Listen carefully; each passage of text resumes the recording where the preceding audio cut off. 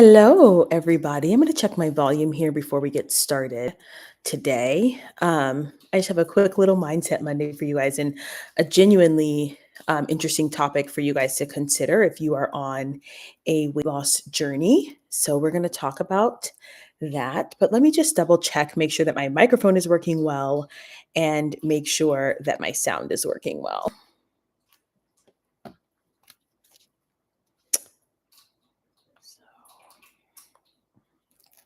And what we're talking about today is I just want to offer you some encouragement if you're on a weight loss journey. Forgive my look today. I need to wash my hair. No. So let me pull up this and just make sure that it sounds all right. But we're going to talk about the fact that a lot of your favorite influencers are on Monjaro. And if you're feeling discouraged, I just want to offer you some genuine perfect. That sounds great. Okay. So first, what I want to do is I want to show you this 3-minute clip from Tana Mongeau. And if you don't know who she is like a really big time influencer. I don't really know what she's famous for other than like dating Jake Paul and having celebrity commentary. But nonetheless, she is a massive influence on YouTube, on TikTok. And she made a TikTok that said, hey, you guys, I walk into my clinic and I see your favorite celebrities all the time to go get my shot, to go get her Mounjaro shot. And she just kind of talks about, feeling like she couldn't say it for a while that she was on Mounjaro, and she talks about some of the struggles. So I wanna share this with you guys so you guys can and talk about, the fact that I know it feels like everyone is able to get this and like it'll never happen for you if you are, but she's quite honest about the side effects that she has. And I commend her for that. So I want to share that with you guys. So let me just pull it up. And I'm forgot that I'm not very good with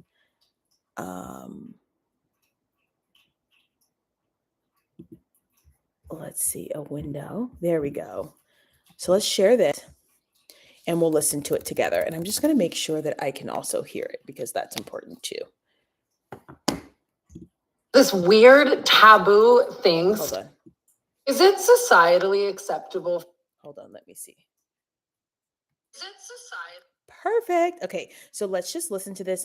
I think I'll comment as she's talking, and then you guys can go back and listen to the whole thing, obviously, if you want to.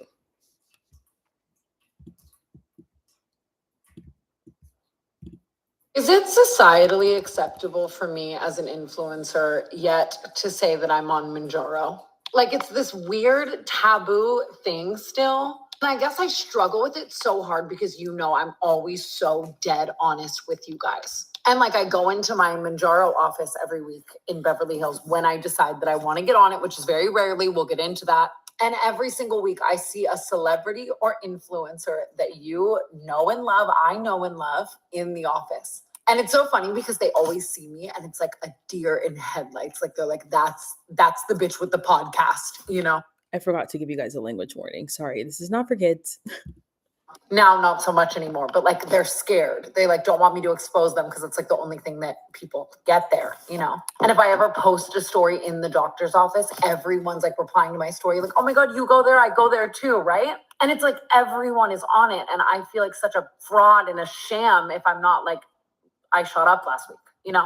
Yeah, so there's a lot of people, you guys, online who may not even be like weight loss influencers or like health and fitness influencers, but they're simply influencers and you're watching their body change and they're not telling you guys that this is what they're doing. They're just, saying, oh, eating healthier, like running. So I'm telling you this for two reasons. Number one, if you're doing all the things and you're like, why isn't it working? But it's working for her. It might be working for her because she's shooting up. Okay. It might be working for her. It may not be, but it might be the case. Or if you're like, why can't I lose weight? It's because maybe they're shooting up.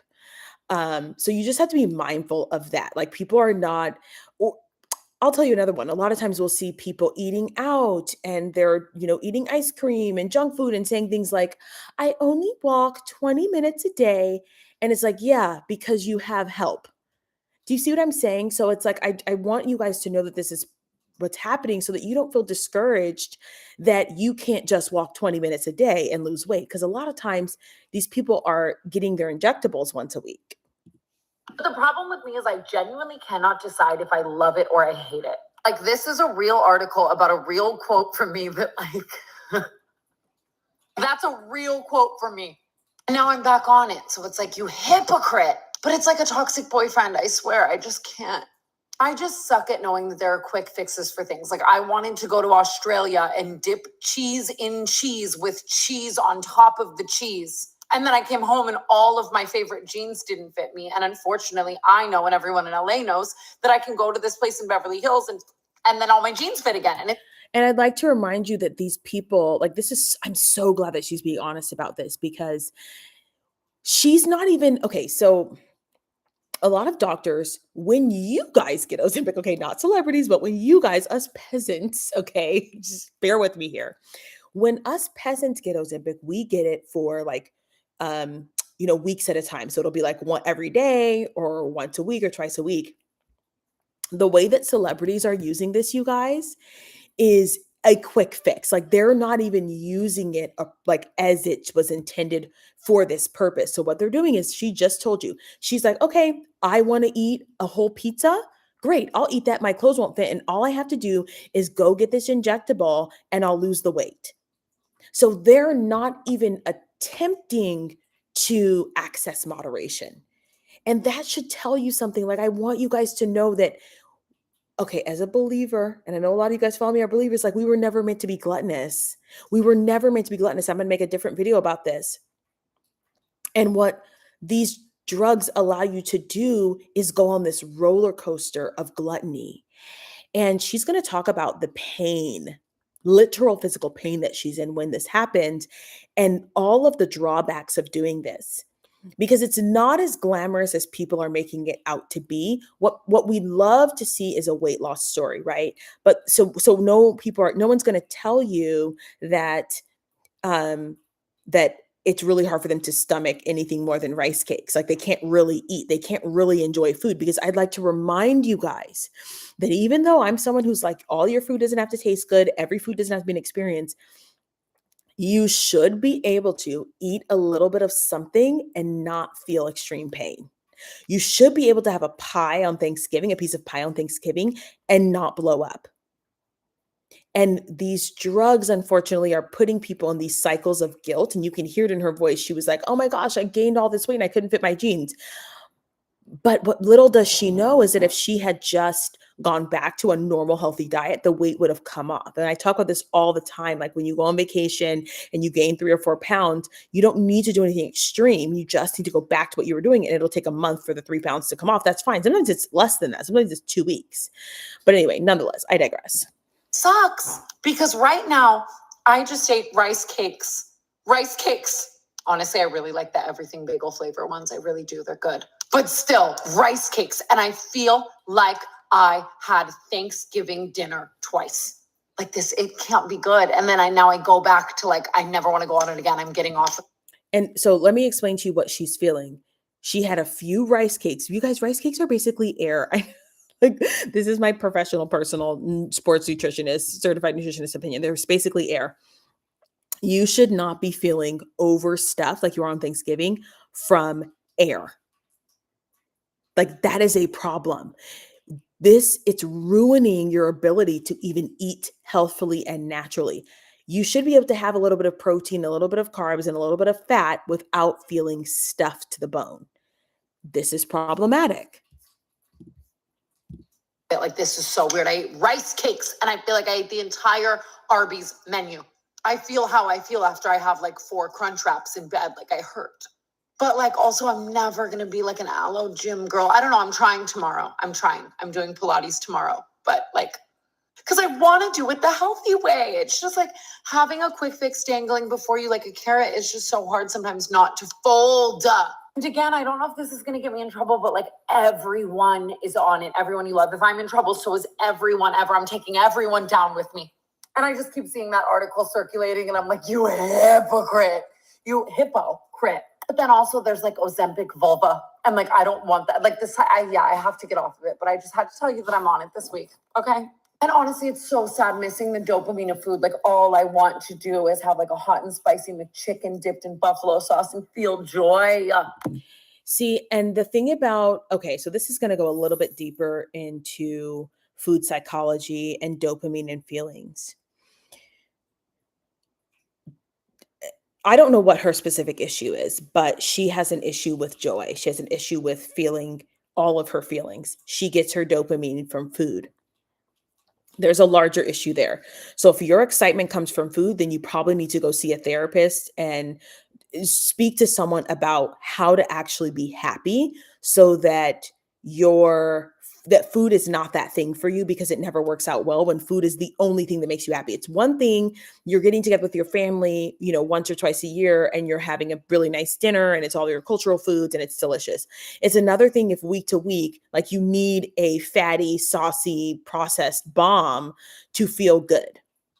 So that's just some wisdom for us in general. Like, if you're feeling that way, we need to go get some help, because it is not normal to get all of your joy from food. It is not normal for food to be that thing. You should be getting dopamine hits from being outside, from exercising, from journaling, from painting, from trying something new. Like, those are healthy forms of dopamine.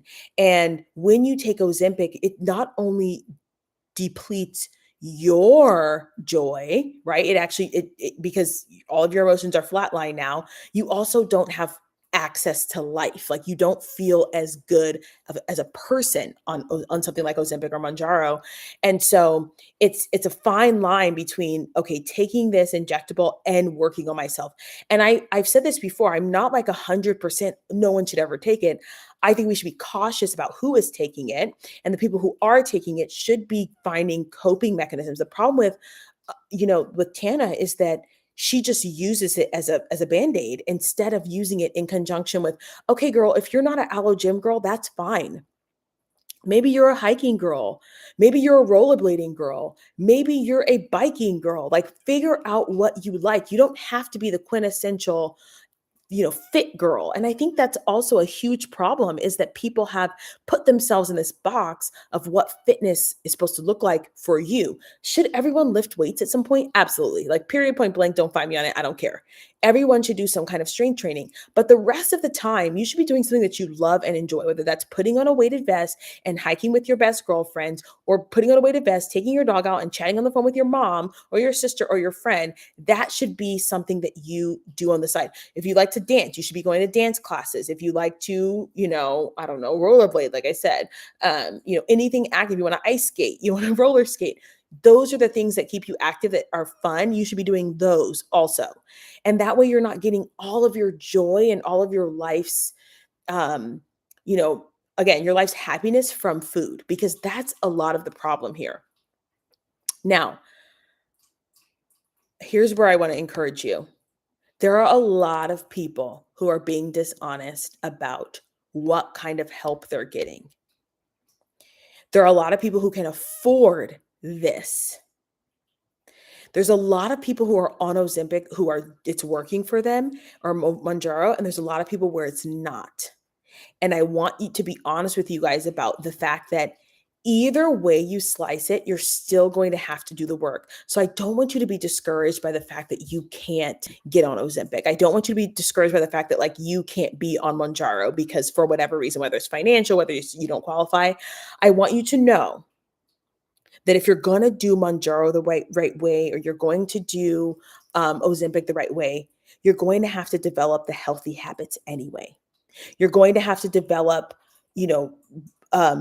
coping mechanisms anyway. It doesn't matter if you're on Ozempic or Mounjaro. You have to develop healthy coping mechanisms, because the minute you come off of that medication, and the minute that you run out, or the minute that your doctor says, hey, you've reached your goal weight, you're no longer approved for this, or whatever happens, you will still have to deal with reality. You will still have to deal with life. And so do the work anyway. Do it anyway. Even if you don't ever lose a pound, even if you never lose a pound, Release the weight of other people's opinions, release the weight of your childhood trauma, release the weight of feeling like a weirdo because you like salads, release the weight of being the only like overweight person in the gym. Like, do all of the mental and emotional work to get rid of those barriers anyway. Because even if you do get approved for a Mounjaro or an Ozempic, you're going to have to do that work if you want it to last. So many women have come to me actually after having done 6, 7, 8 months of Mounjaro or Ozempic, and they've said, I just can't stand to be on it. I've gained all the weight back, and now I want you to help me. And I'm like, I got you, girl. Because but let me tell you, it's going to be hard. It's going to be mentally tough.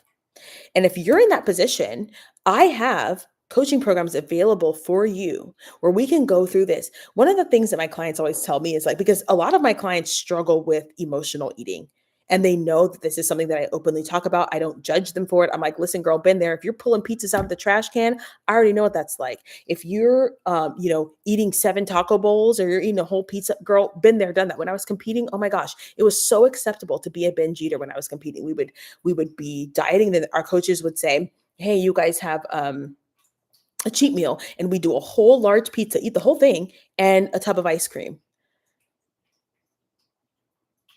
Craziness.